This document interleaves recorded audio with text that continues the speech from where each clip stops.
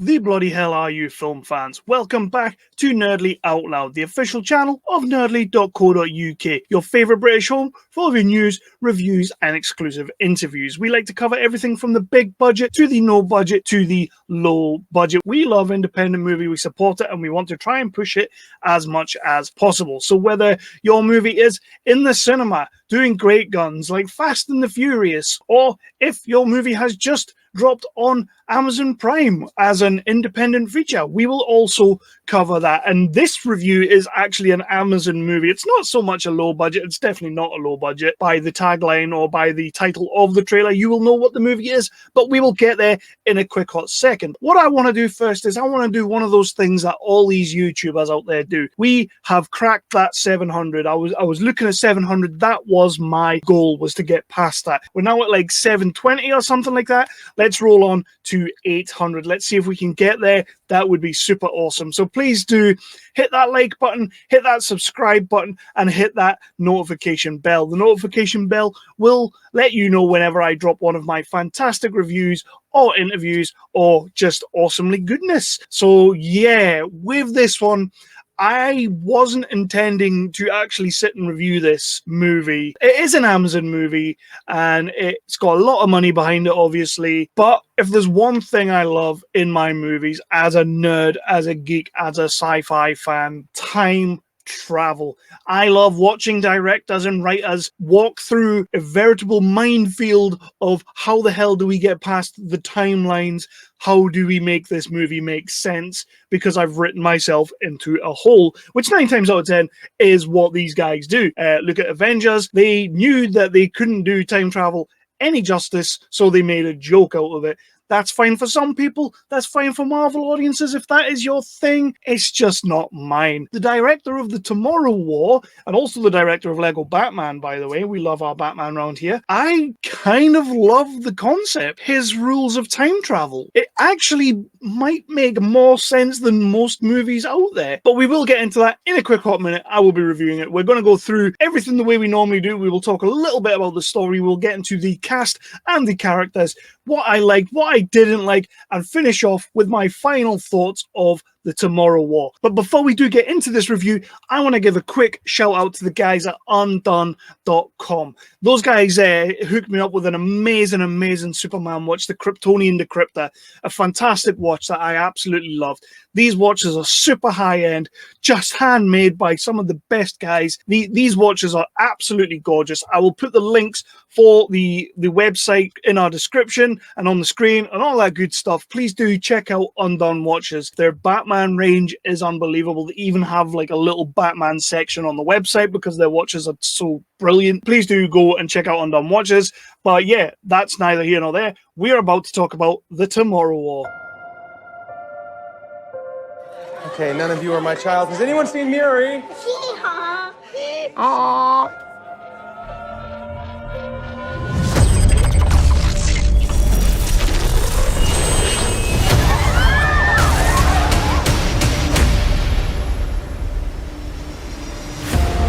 We are fighting a war 30 years in the future. Is this a joke? Our enemy is not human. We need you to fight. You got drafted. I will be back. Why is this happening? What about the teachers' deferment and the veterans' deferment? If I don't go, they're going to draft you in my So place. Chris Pratt is playing Chris Pratt, but that's nothing new. That's pretty much just what he does. Unless he's doing those Guardians movies, he's kind of just playing Chris Pratt. He is the new Ryan Reynolds. Ryan Reynolds plays Ryan Reynolds. Chris Pratt plays Chris Pratt. So he plays Chris Pratt.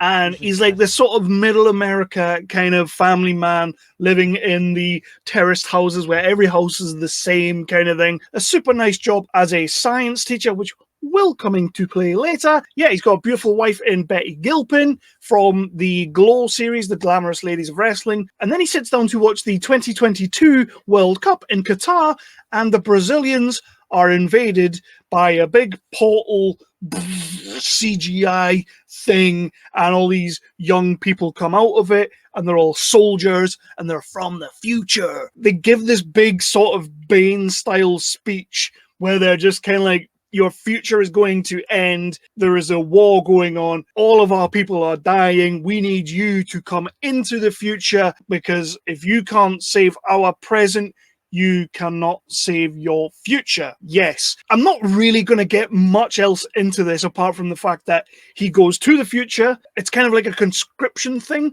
So you have to go, you get made to go now. So they get taken into the future, and we'll get onto it in a little bit because I do want to talk about the concept, but they go into the future, they find these super scary aliens just tearing apart the entire civilization, and he meets this girl, and she's the one who's going to help everyone, and she's the one that holds the key. She's also Chris Pratt's daughter.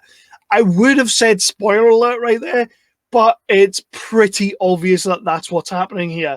The minute you meet her character for a split second, even though she tries to pretend she doesn't know Chris Pratt, you know that she's his daughter. It's obvious. It's movies 101. So on the time travel paradox, and how Chris McKay and Zach Dean, his writer of the movie, are going to deal with this, I actually really, really like this. This was a concept that I might be wrong, and if I am wrong, please hit me in the comments below. Let me know where this has been done before. I might be wrong. I probably am. I usually am. So the people in the future come back to get people from the past, because like they are down to like 500,000 people. So they kind of come back to the past and they tell everybody, you need to come and help us. They're not just picking your average Joe Blogs off the street. They're not just picking people at random. It's a case of they are only picking people who are dead. Like they have already died. I guess like it kind of negates the paradox. You can't meet yourself because you're already dead. I really actually did like that. It makes it a little bit more believable for me. I don't like this whole like, oh, if you go into the future and you meet yourself, you can't touch yourself because you'll just, existence will implode, up will come down, all that. But then it opens up this whole can of worms of, if they are coming back and getting people who've already died, picking these people out of their lives, taking them into your future, where they will die. They will die in your future and cease to be in their own present. It is nuts, it's selfish, but I kind of love it. The morbid side of me was like, man, that's some messed up stuff. That is the rules of the timelines, and that is that. So I just wanted to talk about the timeline and everything like that before I really get into anything else. Cast and crew-wise, like I said, you've got Chris Pratt. I think Chris Pratt is doing a great job in this movie. He's not exactly, you know, doing the laughs, doing the chuckles or anything like that. He's got a couple of lines, but it's usually like to break up the seriousness, and it's very dry humor, because you kind of have Sam Richardson, who plays kind of like his friend Charlie. He is more the comic relief. The only thing with Sam Richardson's character of Charlie is that some of his lines just don't land. They do not land for me. I found it quite awkward, if I'm going to be honest. Like, it was almost like, I'm going to say this thing because it's going to set this other thing up later. But then, because this thing was so awkward, that thing just didn't land. And it's a shame, but it doesn't take anything away from his performance. He is very good in the movie. Anyway, but Chris Pratt, I'm really glad to see him doing like almost straight up action here with a little bit of comedy. I like that. I like that a lot. I rate it. Mary I'm not even going to try and say her name. She played Chloe O'Brien in 24. Always happy to see Chloe O'Brien from 24 in a movie or a TV show. That just makes me smile. She's awesome in it. She gets pretty badass scenes. Like she's rocking the badassness. She's not doing comedy. She does have a couple of lines, but the thing about this actress, and I can't say her last name, I'm truly sorry, I can't say her last name. Her awkwardness is the comedy, whereas Sam Richardson's awkwardness is not part of the comedy. It's just awkward. Her awkwardness is the comedy, and that's why we love Chloe O'Brien. So she's great as well. Betty Gilpin, as I mentioned before, she's wonderful. Yvonne Strahovski, I've probably butchered that name as well. She plays Chris Pratt's daughter. I really liked her. And I love the fact that they didn't bait and switch us with her character. I'm not going to do spoilers, but it will be pretty obvious when I talk about it what is happening here. But the typical Hollywood thing to do would be not to do what this movie does. And thank you so much, Chris McKay, for having the balls to follow through on that scene, because it made this movie just oh so better, right? So yeah, awesome. Chris Pratt's dad is played by J.K. Simmons, who, by the way, in this movie, with a string vest on, well, not a string vest, but with a vest on, forget Batfleck. J.K. Simmons should be playing Batman. He is jacked. He's huge. He's like Joe Manganiello huge. Like, he's just huge. The Rock huge. Yeah, J.K. Simmons been working out. Remember those pictures you saw? You saw those pictures a little while back, and people kind of assumed it was for the Batman movie, the Justice League movie. And it was like, why is he getting jacked for this? No, it was this. Dude is jacked. Doesn't do a massive great deal in the movie, but I liked all the scenes he was in, and his character made sense. And I buy the father-son relationship of J.K. Simmons and Chris Pratt. So what I didn't like. So I've already covered the time travel. I really enjoyed the time travel aspect. So the next thing, like something else I super really liked, is that these alien movies, a lot of the time, people are just running and gunning. The aliens in this movie, because there is technically no big bad guy, but the aliens in this movie were genuinely scary. They felt like a genuine threat, and they were killing people left, right, and center. I loved that. I genuinely felt like there was a threat. There was a presence of evil and threat throughout this movie, and I loved it. So they did really well with them. I think they're called the White Spikes.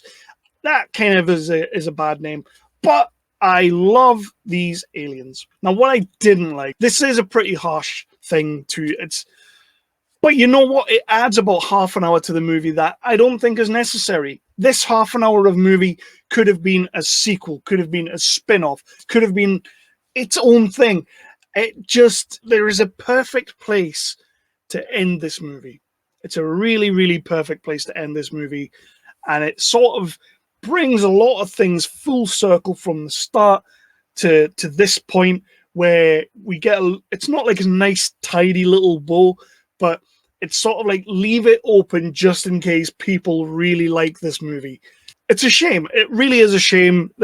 I still thoroughly enjoy the movie. I enjoyed everything up until this point. But then when the movie could have ended and carries on, it just slowly dies off a little bit. I guess they didn't think they were going to do a sequel, or maybe they just never wanted to do a sequel. Maybe Chris Pratt was a one and done on this one. It's like, you know what? That was your ending. That is where you finish this story. Everybody gets to go home. Chris Pratt gets paid. We're all good. The audience loves it. So overall, for my final thoughts, what I will say is I thoroughly enjoyed this movie. Jasmine Hart, I'm watching you. You are very much on my radar, and I want to see you being like a total badass in every single movie on the planet. I can see Jasmine Hart stepping into something like Avatar and being like a full-on James Cameron, Ridley Scott colonial marine. And that's only based on this movie because she plays a marine in this movie, but I'd be quite happy to see anything she does. J.K. Simmons, you're fantastic as always. Maybe a little bit underutilized, but sometimes you just have to be a team player. I see a lot of people giving Chris Pratt some stick for this movie because his political views. I mean, people were review bombing this movie just based on his politics. Let's be honest, I'm a film fan. I look at the art and I look at the performance. I don't really care what the man thinks about God. It doesn't affect me. It does not affect me how this man believes in things. And if that is what you're going to base your review on, you should not be reviewing good people. You should just leave it to everyone else. You heard it here first. It's not the most amazing concept. I think the thing that sets this one apart is the concept of the paradoxes and the timelines. I think the way they dealt with time travel is super creative, and that is what I loved about this movie. It's what kept me going with this movie. And the moment we realized that these people from the future were taking people who were already dead in their timeline, I think that deals with a lot of issues in timeline and future and time travel. So happy days. I love this. Go on Amazon, go and watch it. I think it deserves to be watched. It's a very good movie, very easy watch. It's not too tricky. The aliens are scary. The action's brilliant. When there is threat, there is real actual threat, which I loved. Time travel's wonderful. And if you're not really into time travel, I think it still works on a very basic level. So you can watch it for that. Like I say, the action's great. I think Chris McKay has made a pretty solid movie here. Amazon Prime obviously put a lot of money into this. I mean, as the movie goes on, you kind of wonder where the money went. But then again, those Marvel actors, those Chris Pratt actors, those Guardians of the Galaxy and Avengers peoples, yeah, they're going to cost a lot of money. So maybe that's where some of it went. But some of the CGI is a tad ropey. but it's okay. It's perfectly fine. We can deal with it. I'm going to sit on a 3.5 for this one, and mostly because that last 20 minutes, that last 20, 25 minutes, I just thought was dragging a little bit, and I didn't really need it. Set up your next movie if that's what you want to do. Happy days. Don't just stretch it out until you figured it out, is what I'm trying to say. J.K. Simmons is better than that. Chris Pratt is better than that. And you know what? I'm going to say it. Chris McKay, I think you're better than that. Because this is a solid movie whose only other thing that I personally, I'm sure a lot of people have seen your work, the only thing I have personally seen of yours is the Lego Batman movie. And I didn't really love that. Even though I love Batman, I didn't really love that movie. So yeah, this movie is solid as hell. So I'm going to leave this review on a 3.5. I really want everybody to go and check out. It's on Amazon Prime now. You can see it. Use your friend's code to get into their Amazon account like I do and watch this movie. And I'm going to bug out right there. But remember, everybody, this is Nerdly Out Loud, the official channel of nerdly.co.uk, your favorite British website for all of your news, reviews, and exclusive interviews. And please do hit that like, hit that subscribe, and ding that bell. That bell is a notification bell that will tell you whenever I drop an episode. I won't have to stand at the door of the studio and go, there's a new episode!